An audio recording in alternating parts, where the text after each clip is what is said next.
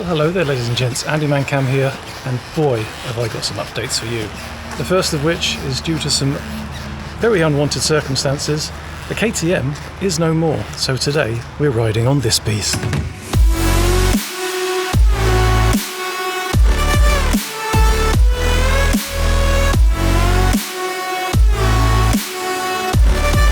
Oh, feel the power.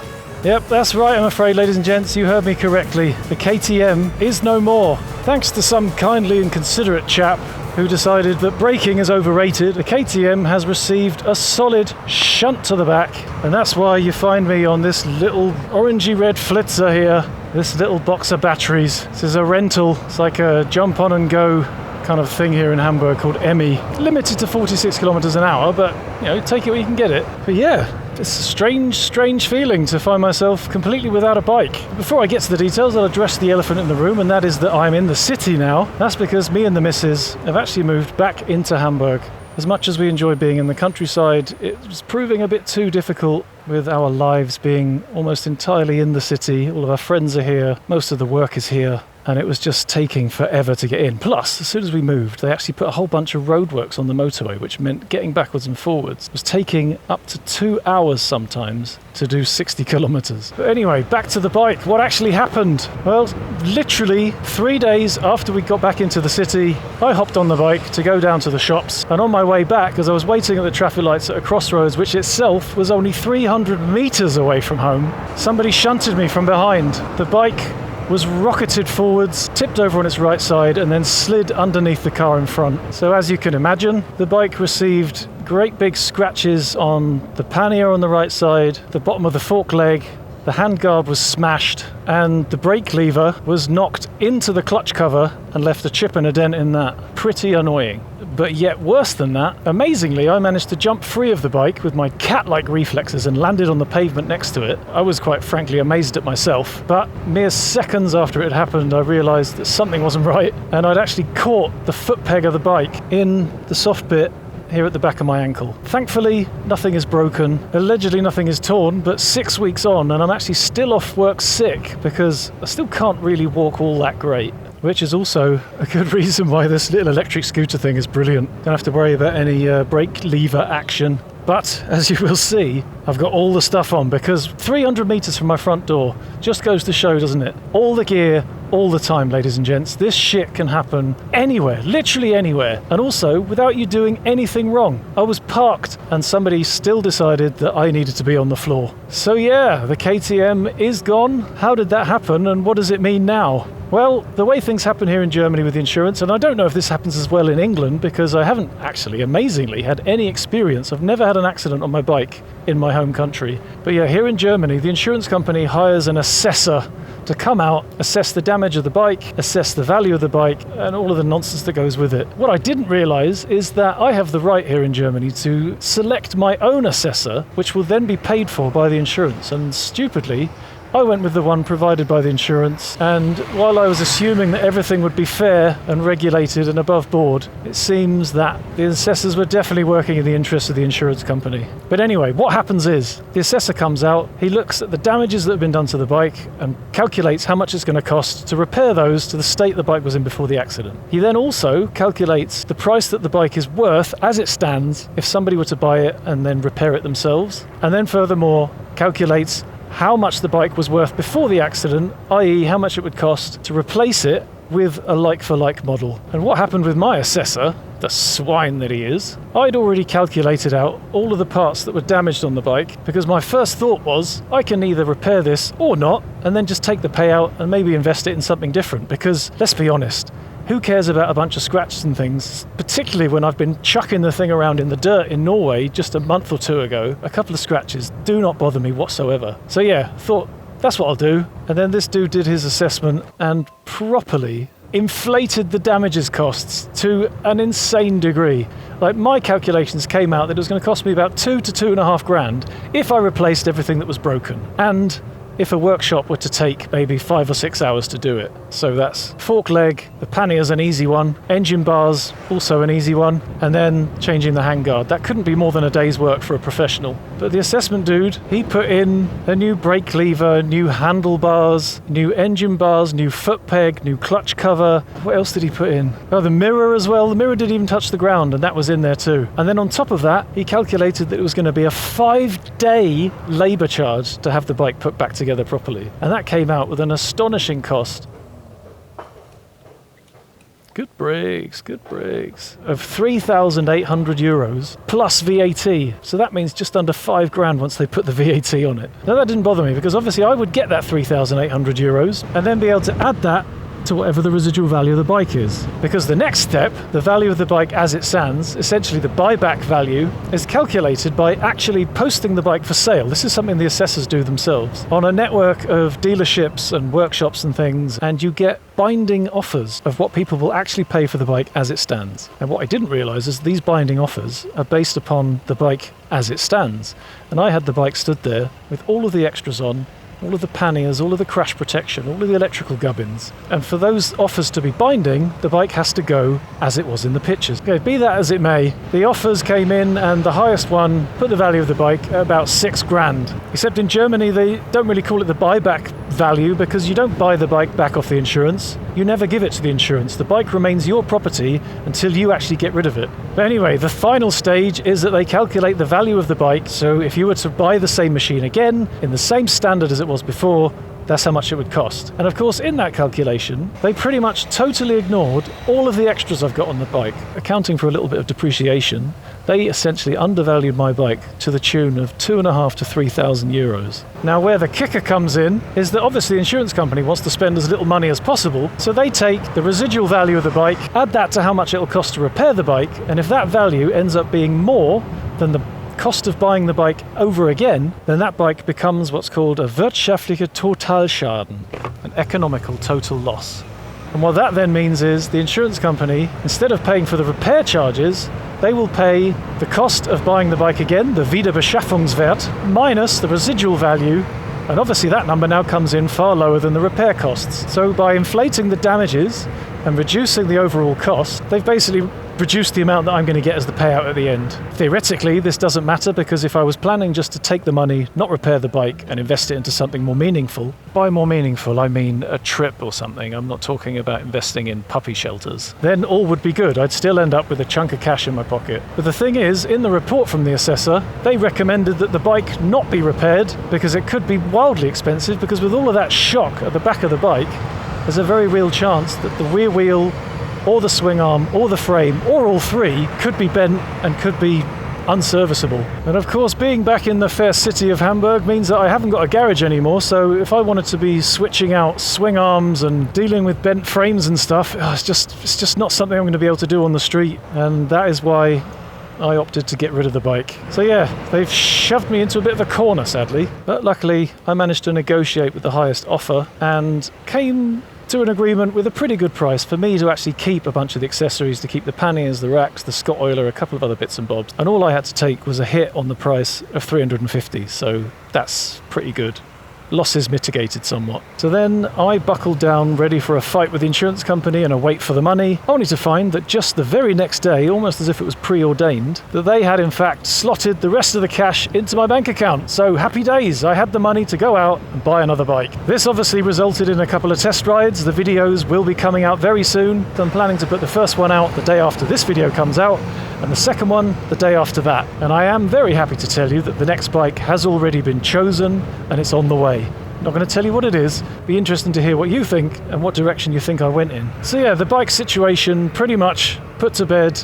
A little bit frustrating, a little bit annoying, but ultimately it's okay. I'm happy. But the really messed up part of the whole arrangement is that obviously I got an injury to my foot. The police were involved, which was a really good thing to have done because it meant that there was no shadow of a doubt that I had no guilt and it was officially recorded. The other guy ran into me. It's his fault. So yeah, I had to go to the doctors. He wrote me off sick for 6 weeks and just been written off for another week and a half because they're still not quite right. It is much better. I mean, I've been able to put the boot on for the first time this week, but Still not sure I want to do too much brake pedal pushing. I mean, it was enough for a quick test ride, but not going to be going on any long tours in the very near future. Yeah, but the part that surprised me was as the insurance company paid the money for the bike, they also shoved in the money for the compensation, which I'm guessing is we're going to give the offer and the payment at the same time, and he can do F all about it. And of course, it was a bit measly, to be fair. It wasn't quite as much as I was hoping for, considering I've been off for 6 weeks, unable to work. We'll get to that in a second. So I decided to exercise another right that you have in here when you have an accident that isn't your fault, and that was that I can call a lawyer and have them defend my interests and make sure I get everything that's coming to me, and the bill for that goes to the opposing insurance company. So I spoke to a very friendly young lady who told me that my case was pretty much open shut, all straightforward. They were going to take it on, they're going to write to the insurance company, tell them what I want, and make sure that I get it. So I thought, well, that's a done deal. We're in.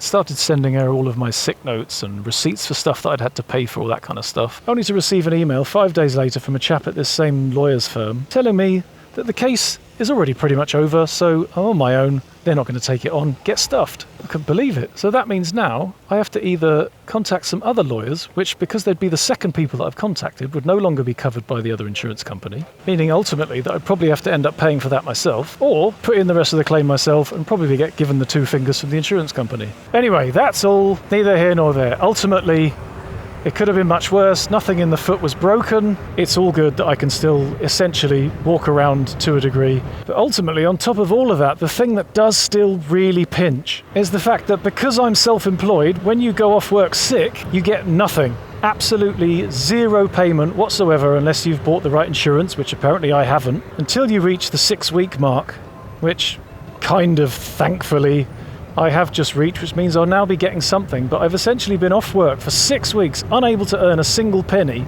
and if I want to claim that loss of earnings back from the insurance company, there's no averaging, there's no guesstimation. I have to prove to them exactly how much money to the cent that I've lost due to this injury, which, seeing as I work in an industry where everything seems to happen on a phone rings, Andy, you're free next week kind of a thing. Oh, look at that, it's my favourite Sex Club McDonald's. Cheap as Never noticed that before. But anyway, I'm remaining positive. I'm going to have a nice word with some of my clients and see if they'll be happy to provide me with a document saying that I was booked for stuff that was then cancelled. Obviously, they're not very happy about me cancelling stuff, so we'll see how that goes. And of course, being off sick for 6 weeks does in fact have its benefits as well, doesn't it? I've completely abused the Reißverschlussprinzip there, the zipper system. Very sorry to the chap behind me. But yeah, being confined to the sofa for 6 weeks on my fat arse means that I have had loads of time to get as many videos edited as possible, and I really do hope you've enjoyed this sudden splurge of Norway content. It's been so good to have the time to actually put out a chunk of those videos because they were just taking forever. But this does highlight, sadly, a very dire situation insofar as soon as my foot is healed and I can go back to work, I'm going to have to go back to work, which is going to put me right back in the same situation again, whereby I just don't have the time to spend 5 full days editing a video, and they're going to be back to infrequent publications at best. Because unfortunately, it's still the case that although it takes up pretty much every second of my free time, the YouTube channel still isn't really paying the bills. I mean, don't get me wrong, I am insanely, intensely grateful for everything that you guys have provided so far. But I sadly do still need to always prioritize the jobs that bring in the cash and keep the wolf from the doors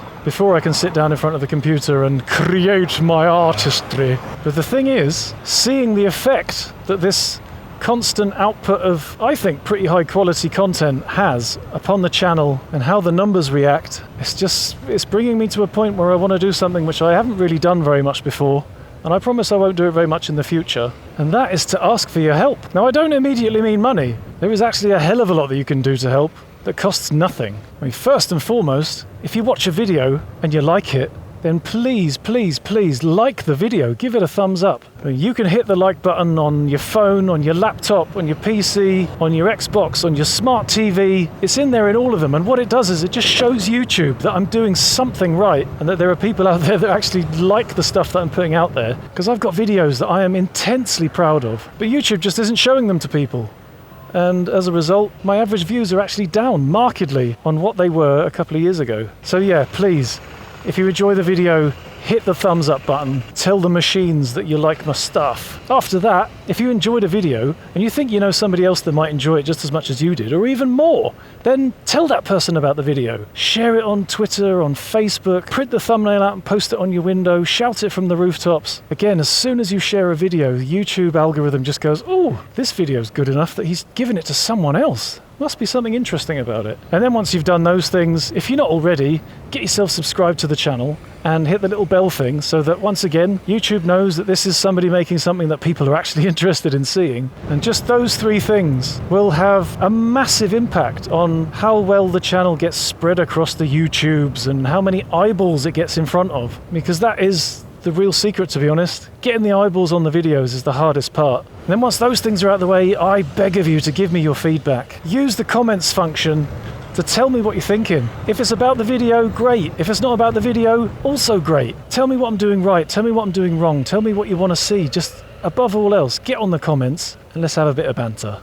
Absolutely loads of my touring ideas, video subjects, test ride possibilities, they've all come from banter on the comments with you guys and the ideas that come out of that. So with those things out of the way, we come to something that you can do to help put fuel in the tank, put electric in the lights, all of that stuff, but without you spending any extra money, and that is the affiliate links. Sounds like a dirty word. Ooh, look at your affiliate links, you dirty slag. But it is in fact a great way that I can show you the products and things that I'm using, which you can then get hold of yourself, and at no extra cost to you whatsoever, the companies that you buy them from then chuck me a little kickback just for making everybody aware of the products. And these links even work if you click on one of my links and then go to the shop and buy something completely different. It all counts. What doesn't count is this road as an onwards travelling possibility. Would seem I've reached an impasse.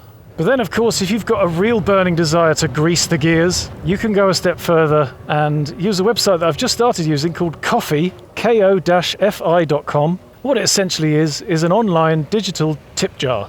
You can just bung as much or as little into a pot as often or as infrequently as you want. No subscription, no membership, just essentially buy me a coffee if you fancy it, and then I can obviously turn that coffee into petrol tokens, trips to places, products to test, all that kind of stuff that you want to see. And the best bit of all, this money comes straight through to me, 0 deductions from the system that provides it, and even better still, because they're personal donations, up to a value of 10,000 euros per private person, I don't have to pay any tax. After that there is of course Patreon, and a huge bunch of you heroes have been contributing on Patreon for literally years, and I am endlessly grateful because I can honestly say this channel wouldn't be what it is without you guys. So thank you so very much for everything you've given up to this point and everything you may continue to give in the future. But yeah, Patreon is essentially another online tip jar. You sign up for monthly subscriptions, you just bung a couple of quid in the pot every month, as much or as little as you want. You can end it whenever you want, you can dip in and out as and when you want, you can raise or lower the amount you give and as and when you want. So if that's something that sounds like you're interested in, then check that out, links in the description below, as with everything else. That noise is really quite annoying. You're never going to leave your indicator on though, are you? But then after Patreon, if you want to keep things within the platform, there is the YouTube membership scheme, which is basically the same operation as all the other things. You can sign up to be a YouTube member, just click the join button at the bottom of the video, and then again you bung in a set amount that you can choose once a month, all goes into the pot. YouTube actually takes 30% of those earnings for themselves. They are the greediest of all, but obviously every little helps at the end of the day. And then once all of the money in the pot begging is finished, we're left just with the merch. T-shirts, hoodies, cups, condoms are all still available. Okay, condoms aren't available, that would just be weird. Can't go that way anymore, I forgot this is a pedestrianised area now. Yeah, so you can beclothe, behoove, bedrink yourself with the AndyManCam logo slashed all over it to your heart's content. And yeah, that's pretty much it. That's the begging finished. And I promise this isn't going to come around again for a very long time. But I would just love so much to be able to do this all the time, to be able to prioritize making the videos above all else. I mean, you could argue, why should we pay for these videos that everybody else gets for free? And furthermore, why should I get to go out and ride motorbikes around and have fun on somebody else's dime? Well, I do agree with you. It's a strong argument and a big, hard question, but I would argue that if you're watching this far, you're obviously finding the videos entertaining enough that it's something you're happy to fill your time with, which ultimately makes it no different really to watching Netflix or Amazon Prime or Apple TV and all those other things that people happily pile thousands of pounds into every month. And in return, I am more than willing to spend my time putting the videos together for you to watch. I want to be here to entertain you. I want that to be my job.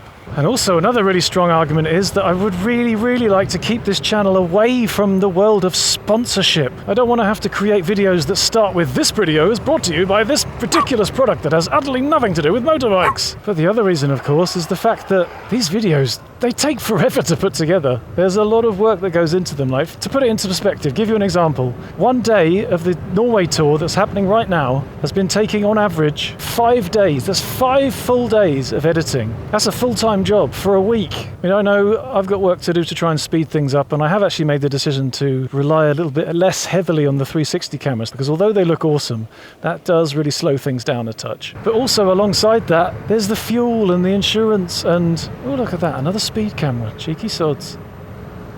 And the equipment, all the cameras and memory cards and accessories and stuff, and I don't get all of them for free. Plus the things that I do get for free, I have to pay tax on them. Everything counts as earnings. Even when I then sell something later on, I then have to pay tax on the money that I get from selling it. The government has always got his hand out, and they always want their pound of flesh. But anyway, that's it, I'm done. I'm putting the cap away, it's back on the head. Ultimately, if you see a value in these videos, if you see a value in the entertainment, and you're willing to chip in and increase that value, then I would be eternally grateful. But if not, absolutely no hard feelings whatsoever. You continue watching the videos for free, you keep enjoying them for free, and I will thank you for that as well. As long as you give them a like. God, you're so needy, Andrew. But anyway, that pretty much brings us up to date. I mean, in summary, KTM is gone.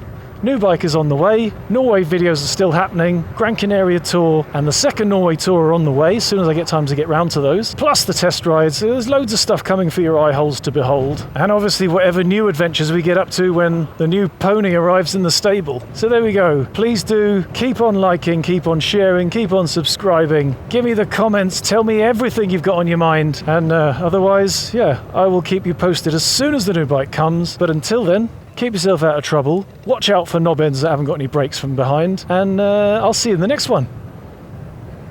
Ta-ra!